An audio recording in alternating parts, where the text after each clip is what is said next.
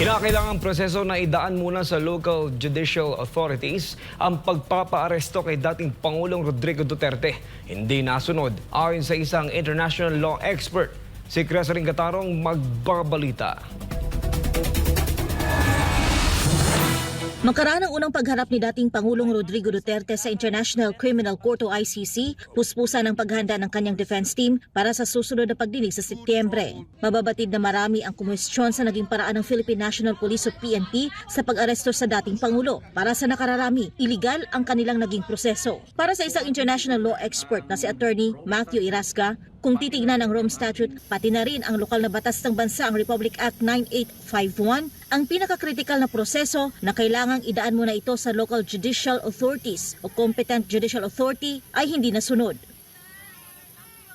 Kasi doon sa pag-aresto ng ating dating Pangulo, nakita naman natin nung mga nakaraang araw kung ano yung prosesong ginawa ng PNP. Hindi po ito issue kung lehitimo or meron talagang jurisdiction ang ICC. Nakabinbin na po sa korte yung issue na yan. Pero kung sa ating maobserbahan, ang kitang-kita po, hindi nasali ang ating hudikatura sa proseso ng pag-aresto. Base naman sa confirmation of charges, dito titignan kung mayroon bang substantial grounds to proceed to trial ang dating Pangulo. Paliwanag ni Irasga, ipapresenta ng prosecutor kung mayroong sufficient evidence para ma-justify ang trial.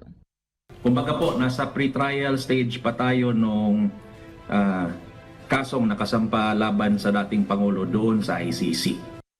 Batay sa ulat, pangungunahan ng British-Israeli lawyer na si Nicholas Kaufman ang defense team ni dating Pangulong Duterte na may mga hinahawakan na ring high-profile clients na napalaya ng ICC. Ayon kay Atty. Irasga, kung mayroon kang abogado na accredited ng ICC o kasama ng kanilang ICC list of lawyers at mayroon na ring karanasan na humawak ng ganitong klaseng kaso, ay malaking tulong niya ito sa panig ng depensa. Pero atin pong tandaan na ang pagdating sa mga court proceedings tulad nitong sa ICC, ang nananaig talaga is yung lakas ng ebidensya ng prosecution pati nung sa depensa. Ibinahagi naman ng eksperto na kung titignan ng Rome Statute, may tatlong malaking bahagi ang proseso ng paglilitis sa ICC. Sa kasalukuyan, nasa tinatawag tayo na pre-trial stage hanggang sa confirmation of charges sa 23 ng Setyembre ngayong taon. Matapos kung makita ng pre-trial chamber na meron pong sufficient grounds to proceed, then magpo-proceed ito sa trial, and matapos ang trial, meron pa rin pong appellate stage. So ito yung tatlong main stages po ng proceeding sa ICC. Para sa Diyos at sa Pilipinas kong mahal, Cresaring Gatarong, SMNI News.